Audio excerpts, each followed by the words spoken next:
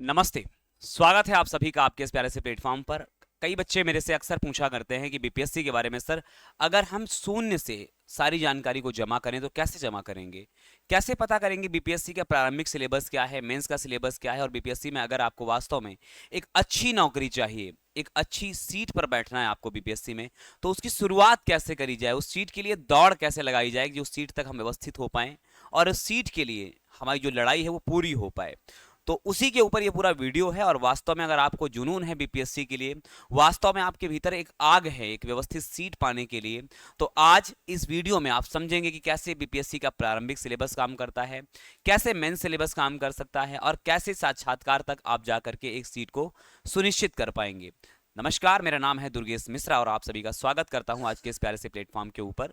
बात करेंगे सबसे पहले बीपीएससी के बारे में, बीपीएससी क्या कैसे एग्जाम कंडक्ट करवाती है, क्या क्या प्रारूप है, क्या क्या बातें नहीं है, एक एक बात को समझेंगे और इस वीडियो को अंत तक देखिएगा। इसमें आपको ये समझ हो पाएगी कि अगर जो आपके नए उम्र के बच्चे हैं जो वास्तव में चाहते हैं कि हम भी एक अधिकारी पोस्ट पर बैठें, उनके लिए वीडियो बहुत कारगर सिद्ध होगा, बहुत मददगार सिद्ध होगा। एक एक चीज को बहुत ध्यान से समझिएगा।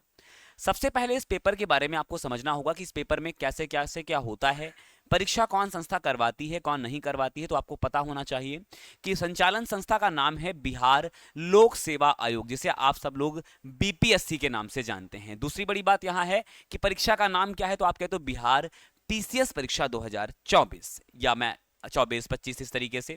अब वर्ग या क्या है, इसका पाठ्यक्रम है। चयन कैसे होता है, सबसे बड़ा सवाल आता है चयन प्रक्रिया सर क्या है।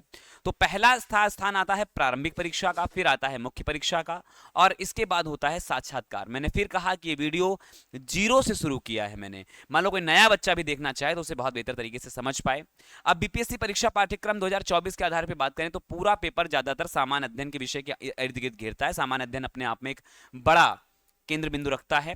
अगर हम बात करेंगे मुख्य परीक्षा के बारे में, तो इसमें आपके कौन कौन से विषय हैं, इसमें सामान्य हिंदी आता है, जीएस पेपर 1 और जीएस पेपर 2 के साथ साथ निबंध लेखन, और जो वैकल्पिक विषय आपका है उस विषय के, यानी कुल मिलाकर के 1, 2, 3, 4 और 5 वर्गों में से बांटा गया है।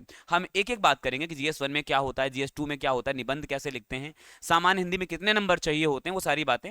नौकरी का स्थान बेटा बिहार ही होगा, चूंकि बीपीएससी देने जा रहे हो तो बिहार ही इसका क्या रहेगा, स्थान रहेगा। आगे बात करेंगे तो आपको समझ में आएगा कि बीपीएससी की जो प्रारंभिक परीक्षा होगी, यानी प्रिलिमिनरी जो एग्जाम होगा, वो अधिकतम 150 अंकों का होगा, और सही उत्तर पर आपका 1 अंक दिया जाएगा। पहले ऐसे नेगेटिव मार्किंग की व्यवस्था अपने बिहार में नहीं थी, लेकिन अब ऐसा नहीं है। अब बीपीएससी में भी नेगेटिव मार्किंग दी जाती है, और कहा गया है कि 70वीं बीपीएससी परीक्षा में वस्तुनिष्ठ होगी और नेगेटिव मार्किंग इसमें होगी। प्रत्येक गलत सवाल देने पर आपके 1/3 अंक, यानी 1/3 अंक के आपके लिए नकारात्मक अंकन की व्यवस्था करी गई है, यानी पहले ऐसा नहीं होता था। बीपीएससी की मुख्य परीक्षा अपडेट कर इसमें 4 पेपर शामिल किए गए हैं, जिनमें जीएस 1, जीएस 2, निबंध और सामान्य हिंदी। सामान्य हिंदी का पेपर क्वालिफाइंग प्रकृति का होता है, यानी कि आपको केवल क्वालिफाइंग करना है, आपको 30% मार्क्स चाहिए होंगे, इसके अलावा नहीं। तो 100 अंकों का होता है, हम बात वो भी करेंगे। इसके अलावा उम्मीदवार का जो मूल्यांकन है वो जीएस 1, जीएस 2 के पेपर के आधार पर, निबंध पेपर के आधार पर, और जो उसका वैकल्पिक पेपर है उनके आधारों पर तय किया जाता है। हालांकि 900 अंकों के आधार पर किया जाता है। अब सबसे जरूरी बात यह है कि इतनी बातें तो गुरुजी आपने बता दी हैं, सबसे जरूरी बातें हमारे लिए ये, प्री की बात समझ में आ गई, प्री कैसे होता है, मेंस कैसे होता है। अब हमें समझना है कि प्री के सिलेबस में क्या है। तो प्री के सिलेबस में आपको समझना पड़ेगा, एक तो पहले सामान्य अध्ययन के बारे में बात करेंगे। प्रिलिमिनरी में सामान्य अध्ययन जीके जो आपकी आती है, जनरल स्टडीज आपके आते हैं, वो 150 सवाल होते हैं और 150 ही अंक के होते हैं। यहां पर आपको साफ साफ दे रखा है कि 1 अंक ही दिया जाएगा, लेकिन अगर नकारात्मक करेंगे तो 1/3 अंक आपके काट भी लिए जाएंगे।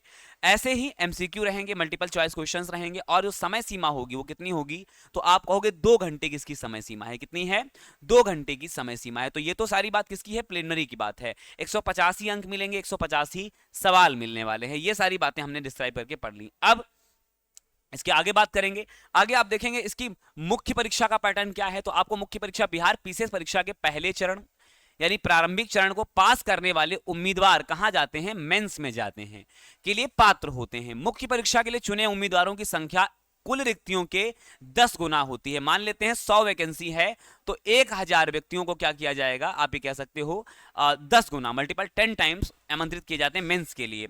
अब मेंस के लिए बात मैंने पहले ही कर चुका हूं, सामान्य हिंदी योग्यता के आधार पर है, इसमें केवल सामान्य अध्ययन द्वितीय और निबंध, यानी इन्हीं के आधार पर पूरा मामला जमता है। अब कैसे आप इसको और विधिवत समझें, कैसे और इसको बिंदुवार समझें, तो आपको समझ में आएगा यहां पर क्या कि इसमें अगर मैं मुख्य परीक्षा का सिलेबस के बारे में बात करता हूं तो यहां पर बहुत ध्यान देने की आवश्यकता है कि मेंस की परीक्षा को गुरुजी आसान, असल में बच्चों को प्रिलिमिनरी समझ में आ जाता है। मेंस की परीक्षा जो बच्चे शुरुआत कर रहे हैं उनके लिए दिक्कत करती है कि मेंस की परीक्षा में सर क्या क्या होता है। तो मुख्य परीक्षा में सामान्य हिंदी का पेपर होता है जिसमें आपके 100 मार्क्स का पेपर होता है जो कि 3 घंटे के लिए होता है। सामान्य अध्ययन का एक पेपर होता है जिसमें जो पेपर होता है वो 300 अंकों का होता है और ये 3 घंटे का होता है। ऐसे ही सामान्य अध्ययन 2 का जो पेपर होता है वो भी आपका 300 अंकों का होता है और 3 घंटे का ही होता है। निबंध जो आपका होता है ऐसे होता है वो भी 300 का ही होता है और 3 घंटे का ही होता है। ध्यान देने वाली बात ये रहेगी मेंस में इसके नंबर नहीं जुड़ते हैं तो टोटल 900 नंबर का जो ये खेल है इनके आधार पर मामला जमा जाएगा, यानी ये नंबर आपके काउंट होंगे। ये नंबर काउंट क्यों नहीं होंगे, क्योंकि इसमें कम से कम आपको 30 अंक लाने पड़ेंगे, आवश्यकता है, लेकिन समग्र योग्यता यानी टोटल योग्यता में निर्धारित करते समय इन अंकों पर विचार नहीं किया जाएगा। यानी आपको पासिंग मार्क चाहिए होंगे, इसके अलावा आपको अतिरिक्त मार्क हिंदी के ऊपर काम नहीं करना है। हिंदी के मार्क्स काउंटेबल नहीं है, only 900 marks from GS1 GS2 and निबंध इनमें काउंटेबल रहेंगे, इसके अलावा नहीं। अब आपकी बात करते हैं मेंस के बारे में। हालांकि अभी GS1 GS2 के बारे में, 1 के बारे में, 2 के बारे में देख लेते हैं, फिर मेंस में जो आपके जो चुनिंदा विषय हैं वो कैसे काम करोगे उनके ऊपर बात करेंगे। तो जिसे GS1 कह रहे हो, GS1 में बेटा क्या है, भारतीय संस्कृति ऐड करी जाएगी, भारत का आधुनिक इतिहास ऐड है इसी में ही। इतिहास के साथ साथ आप देखेंगे राष्ट्रीय और अंतरराष्ट्रीय महत्व की घटनाएं जिसे आप करंट अफेयर में इंक्लूड करते हो। अंतरराष्ट्रीय जो मुद्दे हैं, इंटरनेशनल रिलेशंस के जो मुद्दे हैं उनकी बात काम करते हैं। सांख्यिकी विश्लेषण के बारे में इसी में काउंट किया जाएगा और आरेख और ग्राफ के जो सवाल होते हैं ज्यादातर आप जननांकी वगैरह में देखते हैं, ऐसे सवाल यहां पर पूछे जाएंगे। अब GS2 के बारे में अगर मैं बात करता हूं तो GS2 में समझ में आएगा कि भारतीय और बिहार की राजनीतिक बारे में आपको पता चलेगा, यानी कि भूगोल की सिलेबस के बारे में बात कर रहा है। भारत और बिहार की अर्थव्यवस्था भी आपको समझानी होगी, यहां पे सवाल आपके यहां से जुड़े हुए आएंगे। इसके अलावा भारतीय और बिहार का भूगोल, यानी भूगोल और भारत का भूगोल दोनों में कवर करने, बिहार का भूगोल और भारत का भूगोल भी। भारत और बिहार के विकास में विज्ञान और प्रौद्योगिकी भूमिका यानी साइंस एंड टेक्नोलॉजी का कितना योगदान है दोनों में, ये भी आपसे बातें पूछी जाएंगी। तो GS1 हो गया, GS2 हो गया, बात समझ में आ गई। इसके अलावा गुरुजी जो मेंस का सिलेबस रहेगा, यानी जो मेंस में रहेंगे हमारे जो वैकल्पिक विषय रहेंगे, वैकल्पिक विषय कौन कौन से हो सकते हैं, ये भी एक बड़ा सवाल रहता है कि वैकल्पिक विषय कहां से हम ले सकते हैं अपना। ऐच्छिक विषय कहां कौन कौन से ले सकते हैं, तो ऐच्छिक विषयों की सूची में भारत का इतिहास है, सांस्कृतिक विरासत है, भूगोल है, भारतीय राजनीति है, इसके अलावा नीति शास्त्र है, लोक प्रशासन, अर्थशास्त्र, विज्ञान, समसामयिकी, ये सारे मुद्दे इनमें शामिल हो सकते हैं। ये सारे विषय आपके मेंस के हो सकते हैं। तो प्रारंभिक समझ गए ऑफलाइन ही होता है 150 मार्क्स का, मेंस भी आपका ऑफलाइन ही होता है 900 मार्क्स का। इसके अलावा जो व्यक्तिगत साक्षात्कार से इंटरव्यू कहते हो ये भी आपका ऑफलाइन ही होता है 120 मार्क का। हालांकि इसके लिए कोई समय सीमा परिभाषित नहीं होती, मान लो किस बोर्ड में आपका इंटरव्यू लगा है वो कैसे तय होगा, वो सारी बातें निर्धारित करी जाती हैं। उम्मीद है आपको शांतिप्रिय ढंग से सारी बातें समझ में आई होंगी। मैंने बहुत ज्यादा लंबा वीडियो नहीं किया हुआ है, शॉर्ट फॉर्म में आपको सारी जानकारी मिले, उम्मीद हमारी यही थी, प्रयास हमारी यही थी। कैसा लगा वीडियो कमेंट बॉक्स में बताइएगा, और अगर कोई राय चाहिए, कोई समस्या लगती है, कोई चीज समझ में नहीं आती है, वो मुझसे आप बिल्कुल पूछिएगा। आपका स्वागत कमेंट बॉक्स में। विदा लेंगे, नमस्ते, वंदे मातरम, जय हिंद।